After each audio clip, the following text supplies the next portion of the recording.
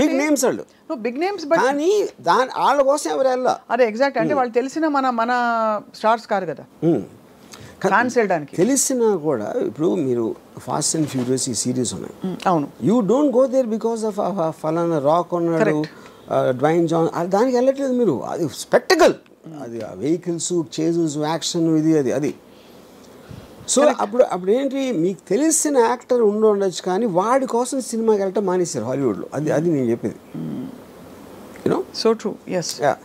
So ఇవన్నీ I honestly believe Raj Kumar లేకపోయినా కూడా ఈ సినిమా ఇంతే ఆడుతుంది.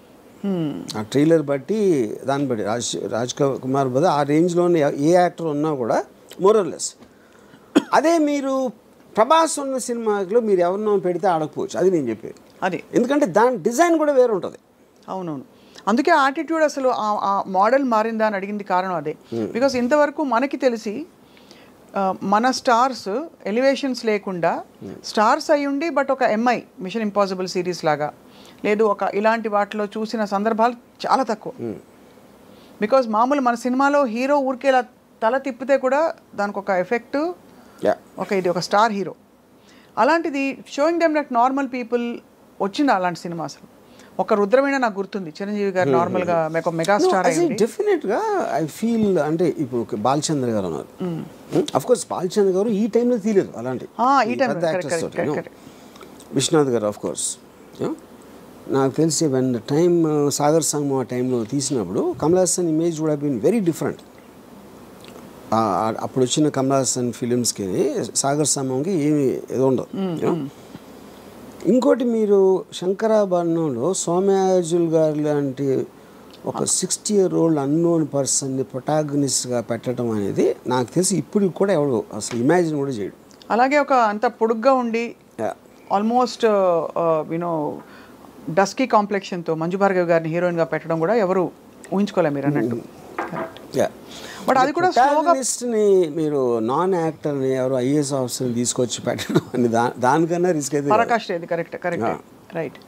బట్ అది కూడా మీరు అన్న వన్ ఆఫ్ ద మోడల్స్లో ఆఫ్ దీస్ అవుట్లయర్ ఫిల్మ్స్, అంటే ఆడ్ ఫిల్మ్స్ అంటాం కదా, ఈ అంటే ముందు పికప్ కాలేదు బట్ తర్వాత బాగా పికప్ అయ్యి కల్ట్ ఫిల్మ్ అయిపోయింది.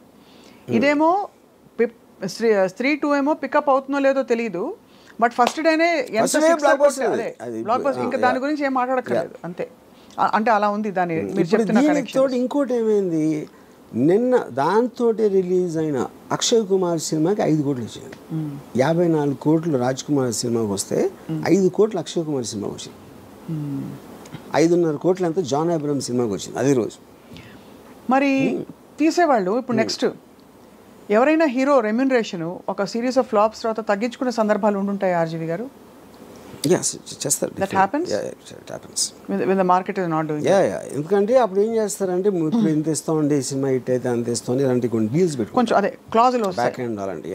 The reason I ask that is because majority of this major expenses that we're talking about, ఇప్పుడు మొన్న కల్కి వచ్చింది, ఇట్ వాజ్ యాక్చువల్లీ ఫీస్ట్ వినడానికి. ఒక అమితాబ్ బచ్చన్ గారు, ఒక సో అండ్ సో ప్రభాస్ ఉంటే అసలు చూడొచ్చా, దీపిక ఇంకోవైపు. బట్ ఆ సినిమాలో ఈ స్టార్ దీనికి రెమ్యునరేషన్స్ చాలా అయి ఉంటాయి కదా. ఇప్పుడు అలాంటి సినిమా తీసి ఒక బ్యూటిఫుల్ అటెంప్ట్ అని మంచి పేరు తెచ్చుకుని, బట్ రిటర్న్ ఆన్ ఇన్వెస్ట్మెంట్ చూసుకుంటే 500 కోట్లకి 100-50 ఎక్కువ రావడం బెటరా, లేదు ఇలాంటి ఒక కొత్త స్కూల్ ఆఫ్ థాట్ బయలుదేరి న్యూట్రలైజ్ చేసే ఎఫెక్ట్ బెటర్ అంటారా? ఇక్కడ ఒక డేంజర్ ఏంటంటే, అంటే అది డేంజర్ అనొచ్చు కాదు కూడా, డేంజర్ ఏంటంటే మీకు సంవత్సరానికి 150 సినిమాల్లో రేంజ్ వైజ్గా చిన్న సినిమాలు అని చెప్పుకునే 90% ఉంటాయి, దాంట్లో 90% ఫెయిల్ అవుతాయి. సో ఆ 10%లో మీ సినిమా ఉంటుందా అని తెలియదు కదా మీకు. అవును, but economy will run like that. అంతే, అది that is a fail safe.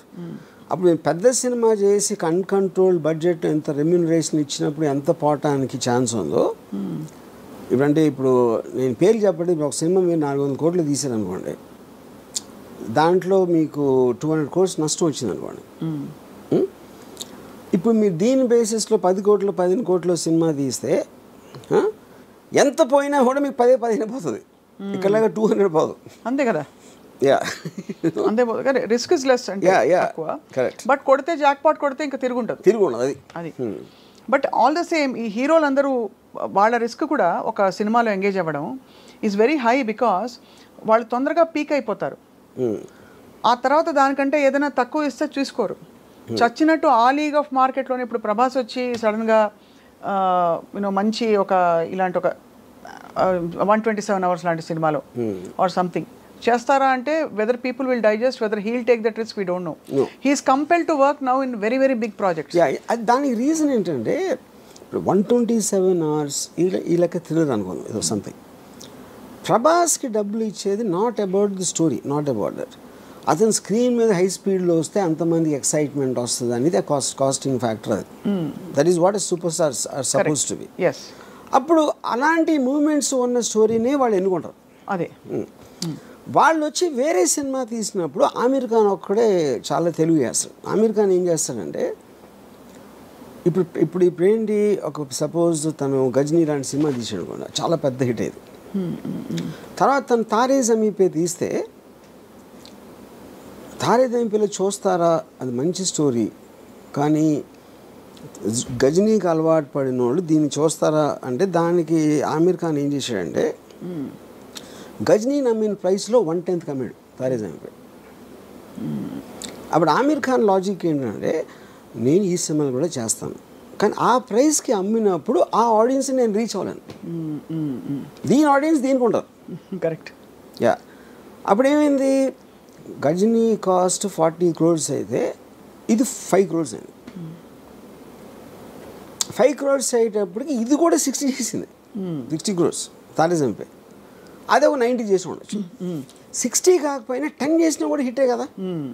అప్పుడు ఏంటి, మీరు ఎంత కాస్ట్ చేశారు, ఎంత వచ్చింది చూసి 100 మంది 1000 మంది చూసారు అనుకోండి ఆ పెద్ద సినిమా, దాంట్లో 900కి నచ్చకపోవచ్చు, కానీ వాళ్ళు చూసారు, మీరు ఆ డబ్బులు అయితే మీకు వచ్చేసినాయి. ఇప్పుడు ఇక్కడేమో 100లో 90 మందికి నచ్చినాయి. అవును, కానీ ఈ సినిమా చూసే జనం ఉన్నదే 100 మంది. నేను ఆన్లైన్ సాటిస్ఫై చేసినా కూడా నాకు హ్యాపీ. అది ఆమీర్ ఖాన్ లెక్క. ఓహో, అంతే. యా, అందుకని తను ఎక్స్ట్రీమ్లీ లో బడ్జెట్ ఇది వేస్తాడు, లేకపోతే వెరీ హై బడ్జెట్, రెండు. అప్పుడు వాటి డిజైన్ వేరే ఉంటుంది అంతే. Effectively ROI is better satisfied here, return on investment. ROI definitely. మీరు 40 crores సినిమా 90-80 చేయడానికి, 5 crores సినిమా 60 చేయడానికి ఎంత డిఫరెన్స్ ఉంది. పీకే గురించి కూడా అలాగే చెప్పారు. పీకే సినిమా రిలీజ్ అయినప్పుడు ఆమీర్ ఖాన్ ప్రొడ్యూస్డ్, దాని cost of production was much less than so many other films ఆ టైంలో వచ్చినవి ఆ లీగ్లో. సో బట్ ఇవన్నీ ఏంటంటే ఈ యాజ్ అన్ అనాలిసిస్ ఇదంతా హాలీవుడ్ స్టార్స్. ఇప్పుడు ఫర్ ఎగ్జాంపుల్ టామ్ హ్యాంక్స్ ఉన్నాడు, హీల్ డూ కాస్ట్ అవే, ఒకే యాక్టర్ మొత్తం ఐలాండ్లో ఒకడే ఉంటాడు. He'll do a very big budget of some other film. వాళ్ళు ఏంటంటే వాళ్ళంతా స్టూడియోస్ కంట్రోల్ చేస్తాయి, బయర్స్ ఉండరు. ఈ బయర్స్ మీడియేషన్ లెవెల్లో ప్రైసెస్ అనేది ఇదైపోతుంది.